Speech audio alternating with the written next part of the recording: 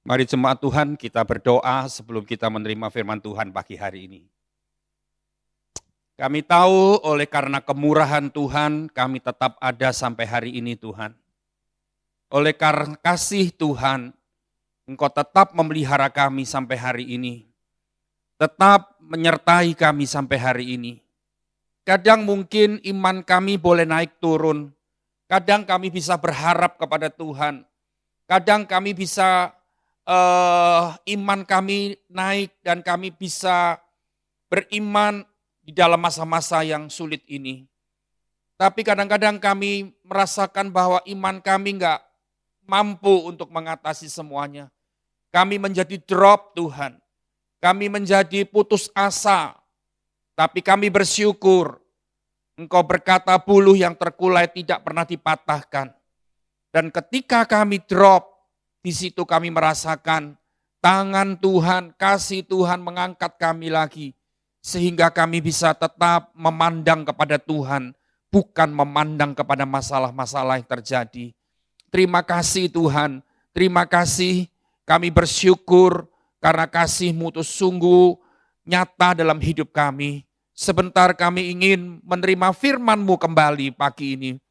Urapi hamba-Mu, urapi kami semua yang mendengar Tuhan. Kami percaya hati kami disucikan, pikiran kami disucikan, dikuduskan. Sehingga pikiran kami tidak menjadi pikiran yang negatif. Hati kami bukan menjadi hati yang tidak baik, punya prasangka-prasangka buruk, punya kecurigaan-kecurigaan. Tetapi hati kami sungguh dibuka terhadap firman-Mu, terbuka terhadap firman-Mu. Dan hati kami dipuaskan pagi ini. Dan firman-Mu menjadi kenyataan dalam hidup kami. Terima kasih Bapa, dalam nama Yesus kami bersyukur. Amin. Jemaat Tuhan, Shalom, selamat pagi. Kita bertemu kembali dalam keadaan yang sangat baik. Kita kembali dengan sukacita karena kita tetap memiliki Bapa yang baik. Haleluya. Selama bulan Agustus ini kita masih berbicara tentang perubahan-perubahan di dalam bisnis, di dalam pekerjaan, di dalam usaha kita. Bukan artinya di masa-masa seperti ini, masa-masa pandemi mungkin ada usaha saudara, bisnis saudara yang sangat melorot dan tidak lagi bisa jalan. Dan saudara harus segera banting setir untuk ke bidang yang lain. Bukan itu artinya. Kalaupun itu Tuhan yang memimpin ke bidang yang lain, oh silahkan. Tetapi maksudnya perubahan di dalam bisnis, transformasi di dalam bisnis itu artinya prinsip-prinsip yang salah, hal-hal yang keliru yang selama ini kita lakukan untuk mengembangkan usaha kita, mengembangkan pekerjaan kita, mengembangkan bisnis kita, itu yang harus diubah. Ya. Dan banyak orang di dunia ini belajar dari para motivator. Belajar dari para orang-orang yang sudah sukses di dalam usahanya. Bagaimana dia bisa sukses, dia membaca buku dan dia minta pendapat-pendapat yang baik. Itu semua tidak salah, jemaat Tuhan. Tapi yang saya ingin katakan gini, sebetulnya kunci sukses itu sudah ada semua di Alkitab. Semua kunci sukses itu semua ada di Alkitab. Dan ketika kita belajar Alkitab, kita dapat menemukan semuanya itu. Ya. Hari ini kita akan belajar dari 4 orang yang ada di Alkitab. Mereka adalah orang-orang yang punya usaha sendiri. Saudara, bukan artinya kalau firman Tuhan hari ini hanya untuk orang-orang yang punya usaha sendiri, punya bisnis sendiri. Tapi bukan untuk orang-orang yang masih bekerja sebagai karyawan di kantor dan sebagainya, bukan. Tapi sebetulnya firman Tuhan hari ini untuk semua saudara, semua kalangan. Entah saudara sebagai karyawan, entah saudara sebagai ibu rumah tangga yang punya usaha kecil-kecilan di rumah, saudara sebagai pengusaha online, saudara sebagai pengusaha macam apapun, saudara sebagai pegawai apapun, ini semua prinsip-prinsip yang kita akan pelajari ini sangat berguna semua untuk kita. Jadi untuk semua saudara, untuk semua kalangan. Yang pertama kita akan belajar tentang kehidupan Abraham. Abraham adalah seorang pengusaha sukses di bidang peternakan di zaman itu, saudara. Kejadian 13 ayat yang kedua berkata, adapun Abram sangat kaya, banyak ternak, perak, dan emasnya. 3, ia berjalan dari tempat persinggahan ke tempat persinggahan, dari tanah Negeb sampai dekat Betel, di mana kemahnya mula-mula berdiri antara Betel dan Ai, dan seterusnya, saudara. Ini menandakan bahwa gini, bisnis peternakan Abraham ini semakin berkembang. Sehingga dia mulai meluas, semakin meluas dari tempat satu ke tempat yang lain, karena perkembangan bisnisnya ini sungguh tidak bisa dibendung lagi. Ini Abraham.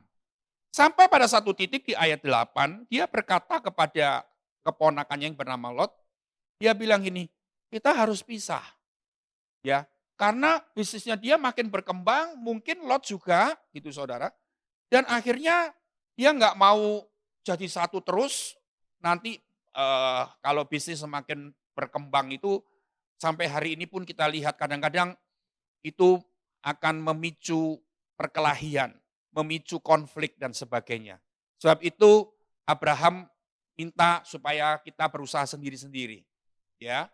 Dan itu ternyata, saudara semua, ternyata ketika Abraham sudah memisahkan diri dari keponakannya, ternyata Tuhan Allah itu membuat bisnisnya Abraham ini semakin berkembang tanpa batas. Ya saudara. Dan bisnis peternakan Abraham ini besar dan dia menjadi orang yang sangat kaya pada zaman itu. Saudara. Kita akan lihat orang yang kedua sekarang. Orang yang kedua dalam Alkitab adalah Salomo, saudara. Salomo adalah orang yang punya usaha di berbagai macam bidang, terutama di bidang kapal-kapal dagang, saudara. Ya, rupanya Salomo memiliki banyak kapal yang dipakai untuk berdagang, disewa-sewakan begitu, ya saudara. Dia memiliki perdagangan internasional juga, dia memiliki perdagangan bisnis emas juga. Jadi Salomo ini seorang pengusaha yang kaya, pengusaha yang sukses. Karena apa? Karena pertama dia diberkati oleh Tuhan dengan hikmat yang luar biasa. Dan dengan hikmat yang luar biasa ini, dia memperluas, dia melipat gandakan kekayaannya. Saya ingin membaca sebentar di dalam kitab 1 Raja-Raja 10, ayat 22 dan seterusnya. 1 Raja-Raja 10 ayat 22, di sana dikatakan begini, sebab di laut raja mempunyai kapal-kapal Tarsis bergabung dengan kapal-kapal Hiram. Tadi saya bilang Salomo memiliki bisnis perkapalan. Ya, raja itu artinya Salomo karena dia menjadi raja. Nah, dan sekali 3 tahun kapal-kapal Tarsis itu datang membawa emas dan perak serta gading, juga kera dan burung merak. Jadi artinya saudara, bisnis Salomo ini bisnis yang banyak macamnya. Ada emas, bisnis binatang-binatang juga, burung merak, ada kera dan sebagainya. 23, Raja Salomo melebihi semua raja di bumi dalam hal kekayaan dan hikmat. Dan banyak hal yang saya tidak perlu baca, menunjukkan bahwa Salomo ini adalah seorang pengusaha yang luar biasa. Seorang pengusaha yang sangat berhasil. Di kitab 2 Tawarikh, saya ingin baca sebentar juga. 2 Tawarikh 9, ya. 2 Tawarikh 9 ayat 13. Adapun berat emas yang dibawa kepada Salomo dalam 1 tahun ialah seberat 666 talenta. Belum terhitung yang dibawa oleh saudagar-saudagar dan pedagang-pedagang, juga semua raja Arab dan bupati-bupati di negeri itu membawa emas dan perak kepada Salomo. Ini menunjukkan bahwa Salomo juga adalah pengusaha emas. Ya saudara, luar biasa. pekerjaan Salomo. Sangat diberkati Tuhan karena dia diberikan hikmat. Yang ketiga kita belajar, ada seorang wanita bernama Lydia. Ya saudara, dia seorang pengusaha tekstil. Seorang pengusaha kain, khususnya kain ungu. Dan kain ungu tekstil yang diperdagangkan oleh Lydia ini tidak dipakai oleh semua orang. Hanya pejabat-pejabat, hanya orang-orang kaya tertentu di zaman itu yang memakai kain dari yang dijual oleh Lydia. Karena kainnya sangat mahal sekali. Kain ungu yang dijual oleh Lydia sangat mahal sekali. Nah, saudara, kita lihat tidak banyak menceritakan tentang bisnis Lydia memang. Tetapi kita lihat ada ayat-ayat yang membuktikan bahwa Lydia punya rumah yang cukup besar. Ya, pada saat Paulus dan Silas keluar dari penjara, dia tampung dua hamba Tuhan ini ada di rumah yang dia miliki, yang menandakan bahwa rumahnya ini besar. Dan saudara, ternyata Lydia juga membuka rumahnya untuk tempat ibadah. Dan dengan asumsi begini, kalau tempat ibadah tidak bisa tempat yang kecil-kecil. Tempat ibadah adalah tempat yang luas, tempat yang besar. Artinya Lydia memiliki rumah yang besar.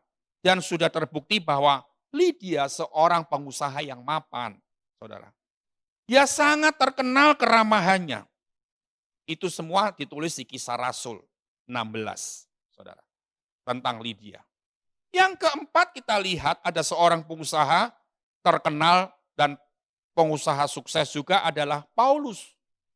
Ya, yang sering kita dengar nasihat-nasihatnya kepada jemaat-jemaat waktu di Perjanjian Baru. Ya, banyak kitab-kitab di Perjanjian Baru yang ditulis oleh Paulus, tapi hari ini saya tidak menyoroti Paulus dengan keadaan pelayanannya, tetapi dengan keadaan bisnisnya. Sebelum dia ketemu Yesus, sebelum dia bertobat, dia masih bernama Saulus, dia berdagang, dia seorang pengacara Yahudi. Ya, Paulus ini seorang pengacara bangsa Yahudi. Tetapi ketika dia sudah bertobat, dia memiliki bisnis menjual tenda, saudara. Dan Alkitab memang tidak terlalu banyak menceritakan tentang bisnisnya Paulus. Memang Alkitab sangat banyak menceritakan tentang kehidupan pelayanannya, ajarannya kepada anak-anak rohaninya, kepada jemaat-jemaat di mana-mana waktu itu. Tapi dari cerita riwayat kehidupan Paulus itu pelayanannya luar biasa. Dan tidak ada satu jemaat pun yang menyokong pelayanannya. Semua pelayanannya dia kemana-mana. Tadi saya bilang ya, ke Roma, ke Korintus, ke Filipi, ke Efesus, kemana-mana kepada siapapun. Luas sekali. Itu biaya-biaya perjalanan, biaya hidup, pelayanan itu semua didukung dari yang mendukung adalah bisnis tendanya itu. Dan saudara, ternyata ketika Paulus ketemu dengan seseorang yang dia injili dan orang itu bertobat, orang itu adalah orang yang tidak punya pekerjaan, orang itu adalah orang miskin, dia semua support orang-orang itu, anak-anak rohaninya dari bisnis tendanya itu. Kita lihat bahwa bisnis Paulus adalah bisnis yang berhasil juga. Dan ternyata Paulus ini memiliki keberhasilan di bidang pelayanan dan di bidang pekerjaannya juga. Nah, saudara, kita akan lihat dari 4 orang yang sudah saya sampaikan kepada saudara hari ini. Apa yang kita bisa ambil dari mereka semuanya. Prinsip-prinsip apa yang kita bisa lakukan, tadi saya bilang di awal khotbah saya, khotbah ini bukan cuma untuk para pengusaha, bukan cuma untuk orang yang punya bisnis, tapi untuk semua orang, semua kalangan.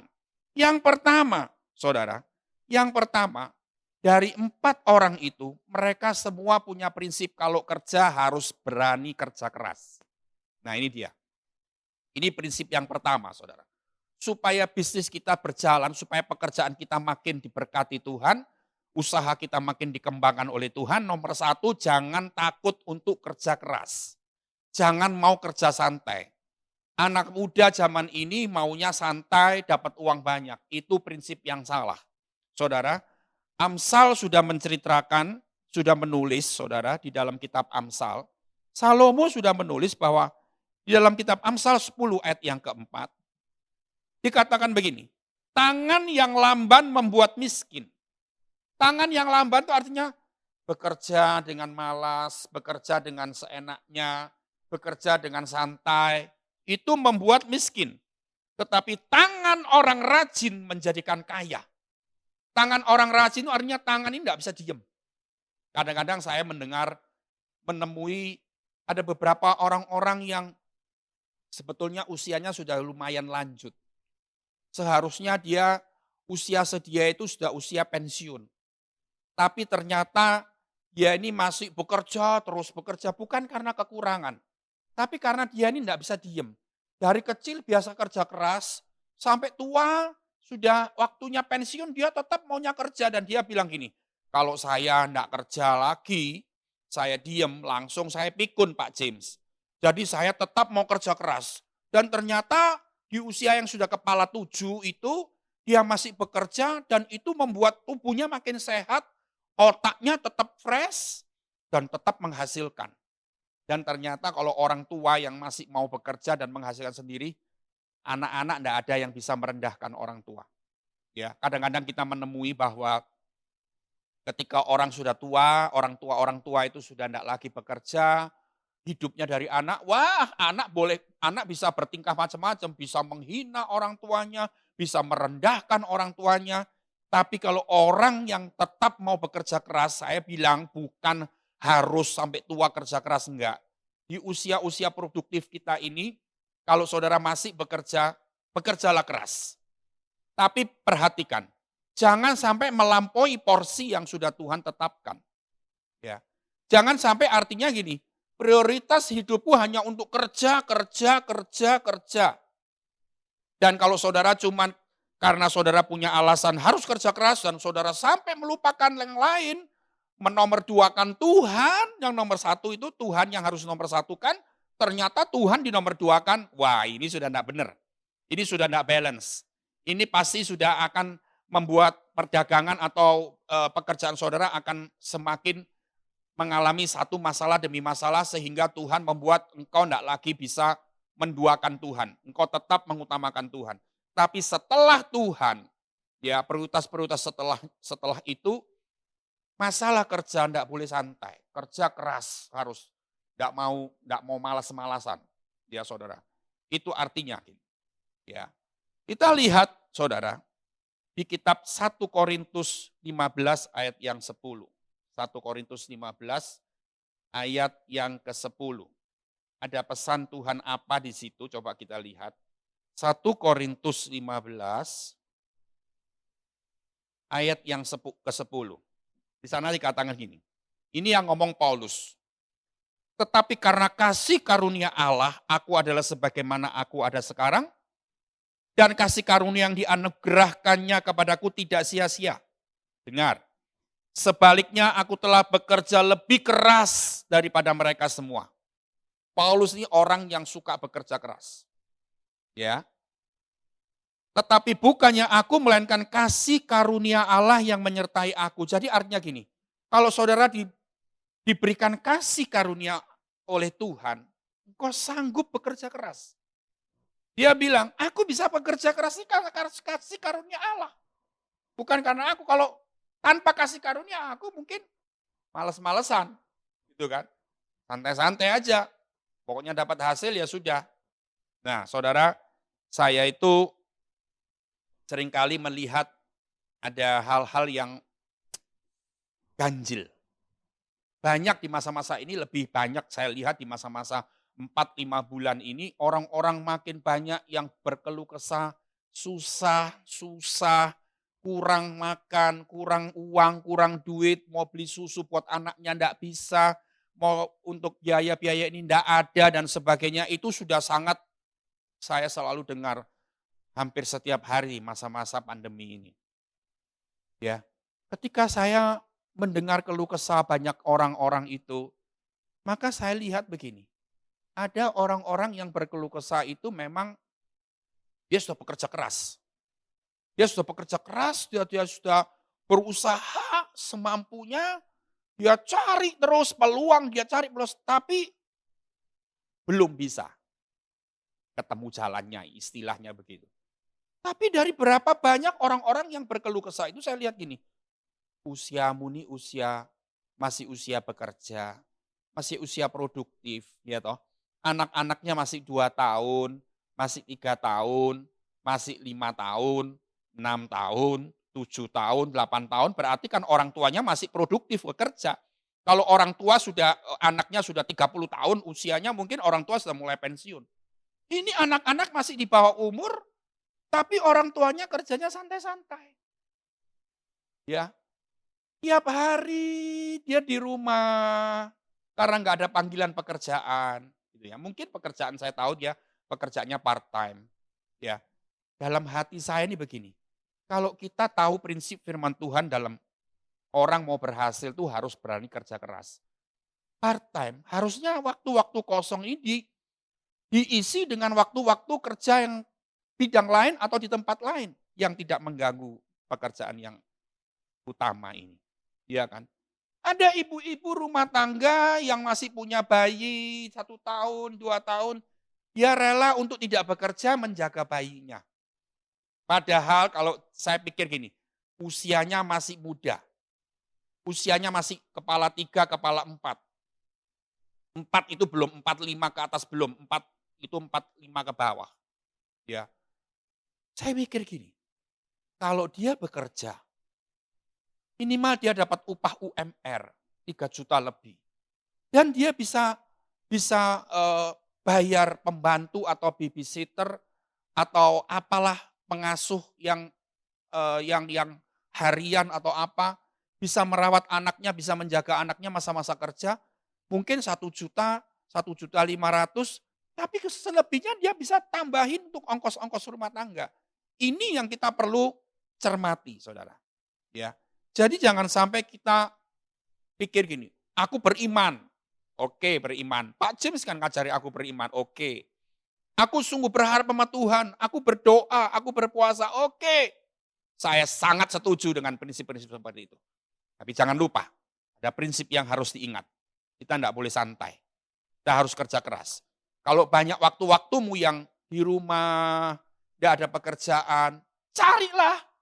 Zaman ini semua orang bisa bekerja apapun. Saya kagum lihat di masa-masa ini ada banyak orang mulai belajar bisnis online. Semua di-online kan.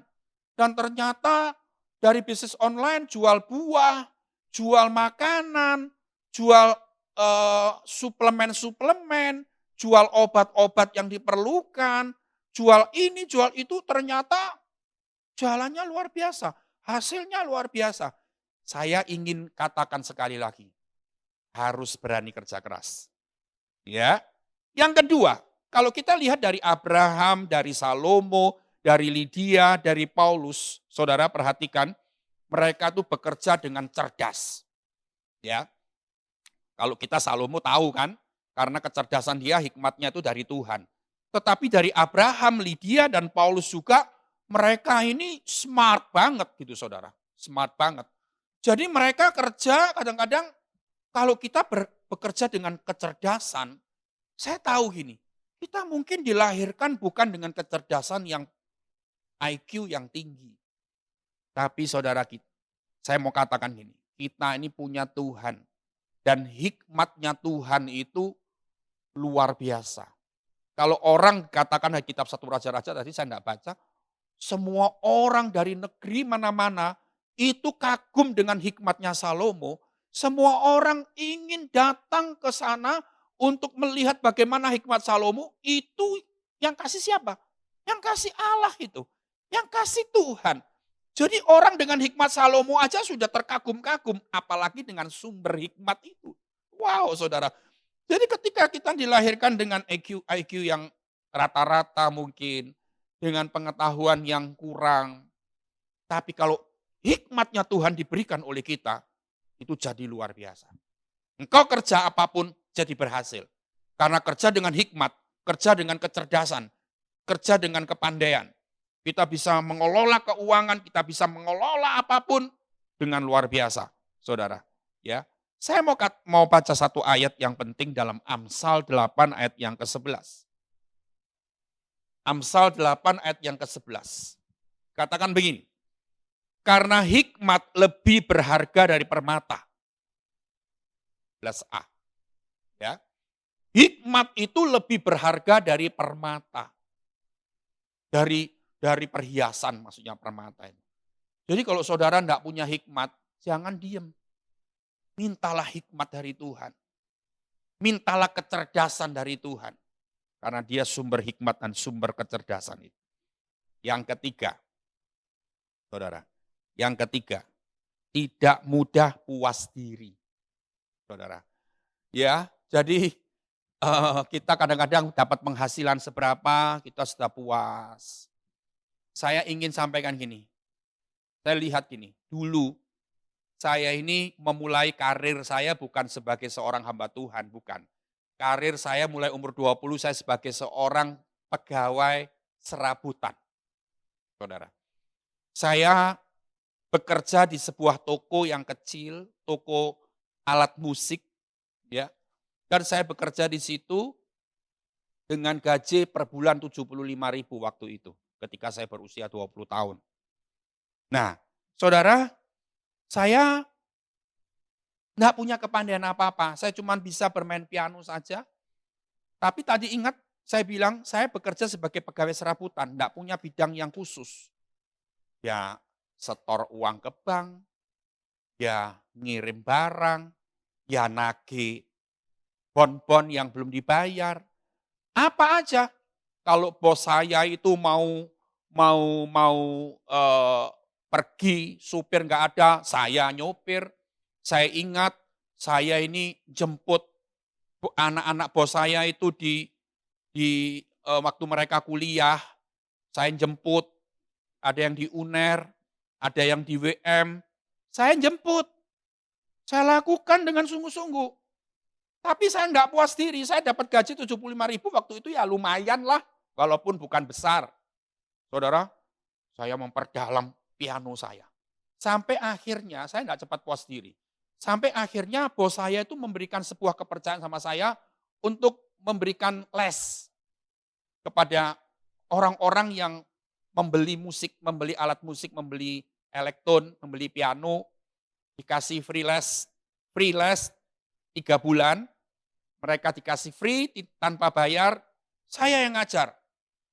Saya enggak merasa begini, waduh kok aku nih guru yang gratisan, orang enggak bayar, saya yang berarti kan, padahal waktu itu saya juga tahu gitu, ada guru-guru yang 1 jam bayarnya berapa, muridnya harus bayar mahal.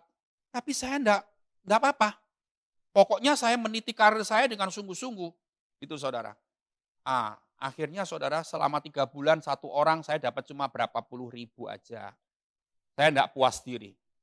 Saya belajar lagi, akhirnya saudara sampai saya akhirnya mempunyai banyak murid-murid piano yang bukan free lesson lagi. Tapi mereka mau bayar kepada saya per bulan berapa ratus ribu, berapa bulan berapa ratus ribu, per bulan berapa ratus ribu. Tadinya saya sebagai guru piano tuh guru kelilingan, saudara. Kelilingan dari mana-mana tuh Surabaya tuh saya sudah tahu semua dan saya memang lahir di Surabaya. Jadi semua daerah saya tahu. Keliling naik motor, gitu saudara. Saya enggak puas diri dengan seperti itu. Akhirnya saya memantapkan skill saya lagi terus. Akhirnya sampai orang-orang datang kepada saya. Saya enggak perlu datang ke rumahnya, orang-orang datang. Berarti kan saya lebih bermutu lagi. Kualitas saya naik sehingga orang cari saya. Kalau tadinya saya cari orang, saya cari murid. Saat itu murid cari saya. Saya charge berapa ratus ribu berapapun dia mau bayar. Rumah saya waktu itu di Mojo Arum. Saudara tahu? Ya, saya nggak punya alat musik yang pribadi, ya. Alat musik itu di gereja. Piano, elektron itu letaknya ditaruh di gedung gereja, di dalam tempat ibadah. Saya ngajarin mereka itu di tempat ibadah itu, saudara. Ya tentunya pagi, siang, hari-hari kan nggak ada kegiatan apa-apa di sana, saudara. Dan orang-orang datang cari saya. Tapi kalau saya cepat puas diri dengan usaha saya, dengan pekerjaan saya yang saya terima, dapat berapa ratus ribu waktu tiap bulan, saya puas diri, maka saya tidak akan memacu semangat saya untuk belajar terus. Ya, saudara. Nah, yang ketiga jangan lupa, tidak mudah puas diri. Yang keempat, saudara, yang keempat, rendah hati. Saya belajar dari keempat empat orang Abraham, Salomo, Lydia, dan Paulus. Mereka belajar untuk rendah hati.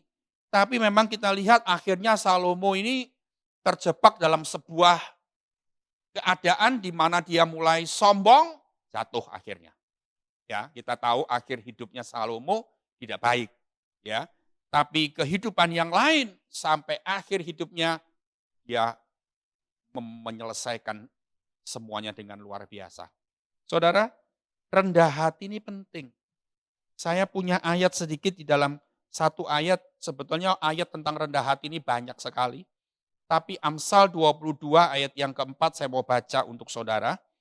Amsal 22 ayat yang keempat berkata begini, ganjaran kerendahan hati dan takut akan Tuhan adalah kekayaan, kehormatan, dan kehidupan. Orang yang rendah hati, itu ganjarannya apa? Kekayaan. Artinya gini, kalau engkau bekerja, pekerjaanmu memberikan kekayaan padamu. Kehormatan dan kehidupan. Saudara, saya itu hari-hari ini membaca sebuah artikel yang sangat menggugah saya. Sangat menyentuh hati saya. Bagaimana kalau kita lihat gini kan, belum saya ceritakan. Seringkali kita lihat di dunia ini orang tua dan anak, saudara dengan saudara tuntut-tuntutan di pengadilan urusan apa? Harta kan gitu kan. Nah, kemarin saya dengar ada dapat kiriman dari teman saya, ada seorang ibu yang sudah tua itu di Indonesia. Seorang ibu yang sudah tua dituntut sama 3 orang anaknya di pengadilan urusan harta, urusan warisan. Kalau kita melihat, mendengar ada saudara kandung sampai bertengkar, berakhir di pengadilan karena warisan, karena harta itu sudah seringkali terjadi. Tidak kaget. Tapi yang saya kaget saudara, saya itu kemarin 1-2 hari ini membaca ada di New Zealand, saudara dengan saudara ini berseteru, saudara tahu, saudara dengan saudara ini berseteru sampai akhirnya pakai tenaga hukum, ya, sampai di pengadilan bukan urusan warisan, tapi untuk urusan merawat ibunya yang sudah tua. Ceritanya begini, di New Zealand itu ada seorang kakak beradik. Kakak ini tinggalnya di desa, adik ini tinggalnya di kota. Ibu ini dari muda dia sudah tinggal bersama si kakak. Puluhan tahun tinggal dengan kakaknya merawat dia luar biasa. Dan akhirnya ibu ini sudah sangat renta. Bobot tubuhnya cuma tinggal 40 kilo saja. Begitu kurusnya. Tidak punya kekayaan apa-apa ibu ini. Hanya punya sebuah cincin timah yang ada di jarinya yang sudah kurus kering. 40 kilo bayangkan saudara. Pada satu hari adiknya datang dari kota pergi ke kakaknya. Dia bilang gini, Kak, mulai hari ini saya mau bawa ibu ke rumahku yang di kota. Aku mau merawat ibu sampai meninggalnya. Saudara. Lalu kakaknya enggak terima, saudara. Gara-gara rebutan ibunya ini sampai mereka tuntut-tuntutan di pengadilan. Saya tersentuh dan saya ingin ketawa gitu, saudara. Kok lucu nih cerita kayak gini, saudara. Yang saya ambil begini. Mereka berdua ini orang yang sangat cukup. Orang yang sangat mampu. Baik yang di desa, baik yang di kota. Saudara. Sampai akhirnya pada satu hari, Hakim panggil kedua orang ini dan ternyata ibunya yang sudah tua renta, yang sudah bisa jalan juga dipanggil ke pengadilan. Saudara, gendonglah ibu ini dengan bobot yang sudah 40, tinggal 40 kilo kan ringan ya saudara. Angkat digendong, didudukkan di kursi depan hakim. Saudara. Lalu ibu ini ditanya, hakim ini bingung, mau memutuskan ikut kakak atau ikut adik. Karena mereka nih sama-sama ngotot gitu saudara. Akhirnya ibunya yang kasih wewenang untuk memilih. Ibu memilih ikut siapa? Anak yang tua atau anak yang kecil? Ibu bilang begini, ibu itu sudah tidak bisa ngomong dengan lancar karena sudah tua, sudah lemah fisiknya. Dia cuma lihat anak yang tua dan dilihat anak yang kecil. Dia berkata begini, anak yang tua ini sudah sangat lama merawat saya dan membuat saya umur panjang sampai hari ini. Dengan susah payah, dengan sepenuh hati, ya dia merawat dengan penuh kasih sayang. Sekarang saya memilih adiknya yang ingin merawat saya, supaya adiknya ini juga punya kesempatan berapa tahun atau berapa bulan sisa hidup saya untuk bisa merawat saya. Jadi artinya sampai mereka dua-dua ini puas gitu loh. Jangan sampai adiknya merasa nyesel selama hidupnya belum pernah merawat ibunya ini. Dan akhirnya dengan keputusan ibu itu, hakim ketok palu, setelah itu ibu ikut adiknya. Adiknya juga orang mampu. Saya mikir gini saudara, ini peristiwa yang langka banget. Saudara, di pengadilan itu si kakak nangis. Bukan cerita dongeng loh. Nangis, berteriak-teriak karena merasa dia enggak bisa merawat ibunya lagi. Saudara, saya lihat dari cerita nyata yang luar biasa ini saudara. Ternyata mereka berdua ini memiliki kerendahan hati yang biasa. Mereka bukan orang miskin. Mereka bukan orang yang, kalau saudara bilang begini, ya kalau orang miskin ya mungkin. Tapi kalau lihat kita sekarang, ada anak-anak yang sudah kaya, dia enggak peduli sama orang tua. Karena apa? Dia merasa tinggi hati, merasa sombong, enggak lihat lagi usahanya, usaha orang tua. Saudara, Tuhan izinkan hari-hari ini saya merawat papa saya. Walaupun orang tua saya tidak mau ikut saya karena mereka merasa itu rumahnya yang asli sudah berapa puluh tahun ditinggali di Mojo Arum di pastori gereja dan mereka berdua mau sampai mati di situ. Tapi mereka dirawat hanya oleh suster dan akhirnya karena rumahnya dekat dengan saya setiap hari kirim makanan, setiap hari terus merawat. Hari-hari ini, minggu-minggu ini papa saya sakit, saudara. Dimulai dari 2 bulan yang lalu, tiba-tiba kaki kirinya nih keluar bercak-bercak merah-merah muda. Saya enggak ngerti, saudara. Karena saya enggak ngerti, enggak melihat sendiri, saya cuma berita itu melalui telepon. Lalu pikir saya, dia bilang ini, kakinya papa ini kok sakit. Kakinya papa yang kiri ini kok enggak bisa jalan. Lalu saya punya kenalan seorang dokter ahli terapi. Bawa ke dokter itu di masa-masa PSBB kapan hari itu saudara, ada dokter buka, saya ke rumah sakit juga enggak berani. Akhirnya saya ingat saya punya kenalan baik dokter ini. Dokter saya telepon, "Oke Coach James bawa ke sini." Ternyata saya lihat celana itu dibuka, saya lihat bahwa bercak-bercak itu merah muda itu, saya langsung bilang gini, "Ini herpes." Saya salah bawa dia ke sini. Tadinya kan saya pikir kakinya sakit, kakinya apa ya diterapi di dokter itu. Saya suruh terapi di situ, oke gitu saudara. Dan akhirnya dokter bilang, "Iya nih herpes."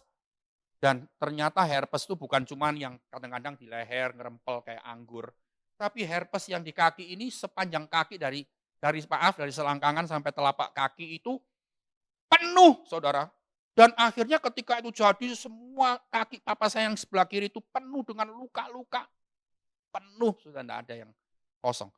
Kaki kanan kosong, semua kosong. Dokter bilang semua dokter yang saya kenal dia bilang, "Itu sangat sakit banget kok Jim, sangat sakit banget itu." Dia bilang, "Karena kena syarafnya, itu bisa berbulan-bulan." Saudara, dan akhirnya papa saya sangat menderita dengan penyakit itu, dan di usia yang sudah 87 tahun, prostatnya mulai membesar, dia kencingnya mulai terhambat, setiap malam 5-6 kali kencing, kencingnya enggak tuntas dan sebagainya sebagainya.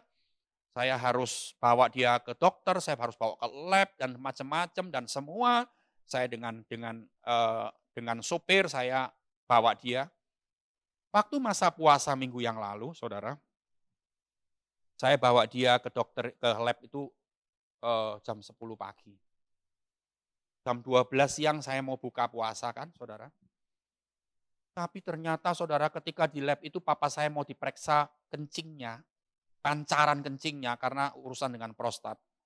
Saya kasih minum banyak sama dia, sampai 5 gelas, sampai 6, 7 gelas, sampai 8 gelas, sampai 10 gelas, 12 gelas, itu enggak bisa-bisa kencing, Saudara.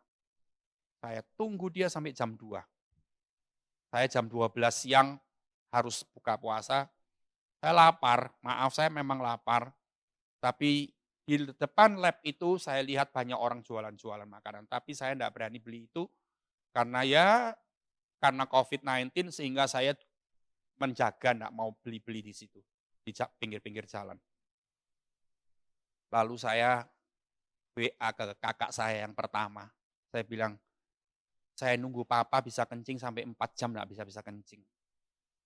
Akhirnya bisa kencing tapi kencingnya cuma sedikit, enggak sampai 100, cuma 88, harus diulang lagi dan saya kembali lagi, berapa hari lagi ke lab, dan saya bilang sama kakak saya, aku kelaparan di sini, mestinya buka puasa tapi enggak bisa." Lalu kakak saya bingung, "Tuh, kamu gimana? Kelaparan gini-gini." Terus saya bilang, "Enggak apa-apa, enggak masalah. Saya belum apa-apa," saya bilang. "Dulu waktu saya kecil, orang tua saya susah banget untuk melihara saya. Susah banget untuk menghidupi saya. Dan kalau saya merawat orang tua saya seperti itu bukan apa-apa bagi saya." Saya bilang begitu. Saya belajar, Saudara, dalam keterbatasan saya tetap punya hati yang rendah. Saya tunjukkan bakti saya kepada orang tua saya. Saya ingin sampaikan kepada saudara semua, bagaimana kita butuh untuk memiliki kerendahan hati. Bukan cuma untuk di hal bisnis saja. Tapi orang yang rendah hati pasti menerima kekayaan, kejayaan, dan kehidupan. Kata firman Tuhan. Dan hal yang terakhir, Saudara. Hal yang terakhir yang kita mau lihat. Yang pertama tadi kerja keras, yang kedua bekerja dengan cerdas dan hikmat, yang ketiga tidak mudah puas diri, yang keempat rendah hati, yang kelima yang terakhir memiliki motivasi yang benar dalam bekerja. Saudara, kalau kita memiliki motivasi yang benar dalam bekerja, pasti bisnis kita diberkati. Dan pasti kita tidak menjadi orang yang lupa diri. Saudara, saya juga hari-hari ini mendapatkan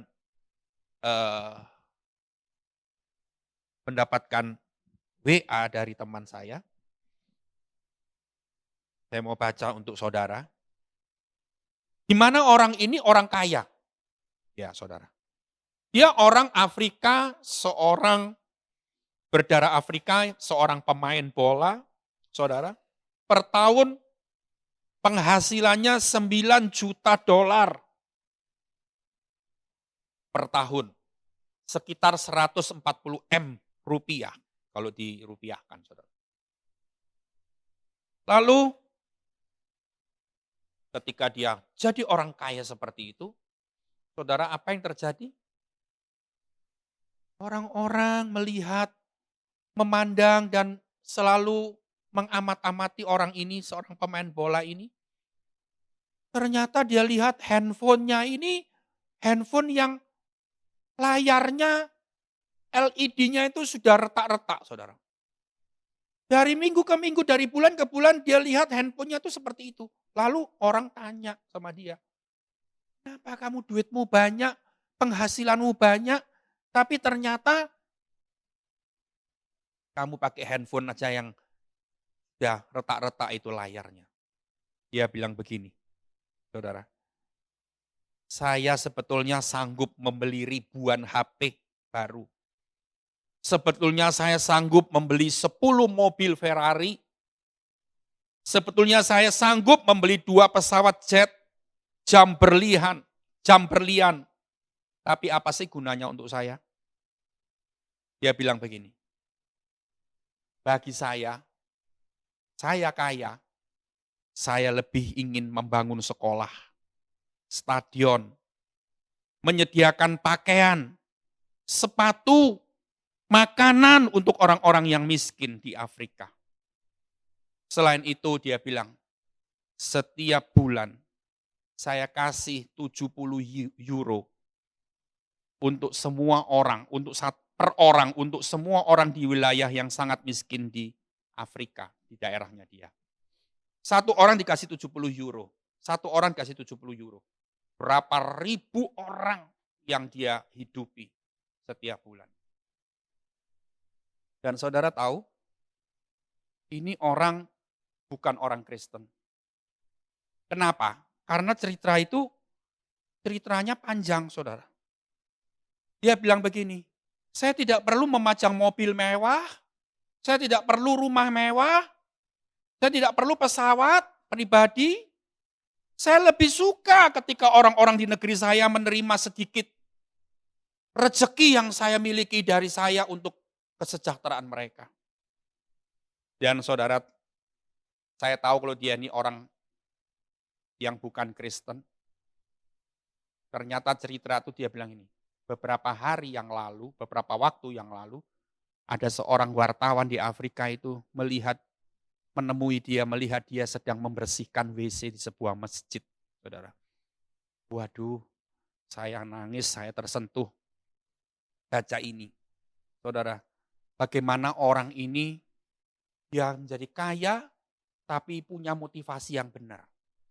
Dia kerja sebagai seorang pemain bola, dia punya motivasi yang benar. Dia hidup secukupnya aja untuk dirinya sendiri. Tapi selebihnya dia punya motivasi untuk membahagiakan orang, memberkati orang, tidak memperkaya diri.